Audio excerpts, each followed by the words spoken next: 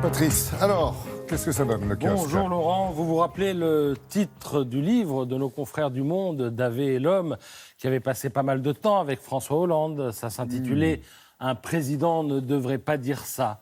Oui. Eh bien ce matin, ici et là, on recycle la formule. Un président devrait-il faire ça ?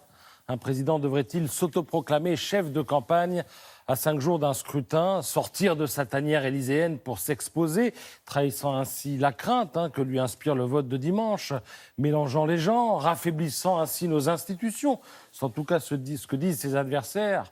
Alors il sera toujours temps dimanche soir de se demander s'il a eu raison ou tort, parce qu'en politique, hélas, il n'y a que le résultat qui compte. Et en attendant, eh bien, Emmanuel Macron est à la une de la presse régionale, on l'a vu, presse à laquelle il accorde un entretien. Alors question... Pourquoi montez-vous au créneau ? Réponse, parce que l'Union européenne est face à un risque existentiel. Si je la laisse se disloquer, j'aurai une responsabilité devant l'histoire. Question, y a-t-il un art d'être européen ? Réponse, oui, l'art d'être européen, c'est d'abord l'art de s'entendre dans nos différences, une manière d'être unique, une sociabilité.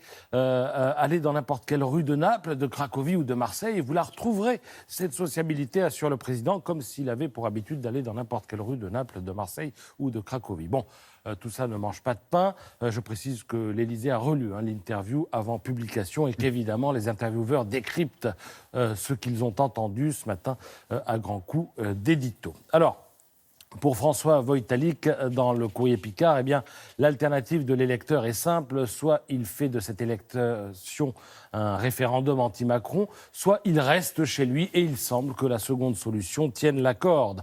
Pourquoi l'abstention record menace-t-elle cette élection ? Dans la Charente libre, eh bien, Maurice Bontinck a sa petite idée. Il parle de l'apathie d'une campagne où l'on a peu parlé d'Europe, de l'incapacité des listes en compétition à sortir de leur couloir thématique et de l'injonction du vote utile, dont il faut comprendre qu'elle braque un peu l'électeur. Si Macron sort du bois, c'est aussi parce qu'il se sait plutôt à l'aise lorsqu'il s'agit de prendre la parole. Tactique éprouvée lors du grand débat. Le voilà donc maintenant en première ligne, note Hervé Chabot dans l'Union, en première ligne avec tout ce que cela implique d'inconfort. Le seul argument de la paix en Europe ne suffit plus. Si dimanche soir, le Rassemblement national de Marine Le Pen devance le parti présidentiel, eh bien Emmanuel Macron n'aura pas de fusible, écrit Yann Marek dans Midi Libre ce matin. Alors, au fond, tout ça, ça sert à quoi ? Eh bien, ça sert à répondre à une question. Et la question, c'est qui le patron ? C'est qui le maître du jeu ? Sous certains aspects, alors attention, là on change complètement de sujet, le maître du jeu, on le connaît déjà, il est là, à la une de l'équipe, qui a décidément le chic pour faire des clins d'œil à l'actualité non sportive. Le maître du jeu, moi-même, en personne, c'est Kylian Mbappé. Il a suffi qu'il évoque l'ombre de l'hypothèse d'un improbable départ du Paris Saint-Germain pour que les dirigeants du club se sentent sous pression. Alors je vous donne quelques éléments de contexte. Mbappé gagne 2 fois moins que Neymar.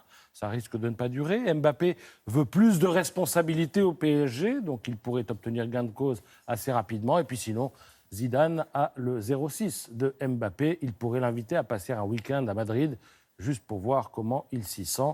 C'est à suivre, comme on dit dans les meilleurs feuilletons. Merci beaucoup, Patrice.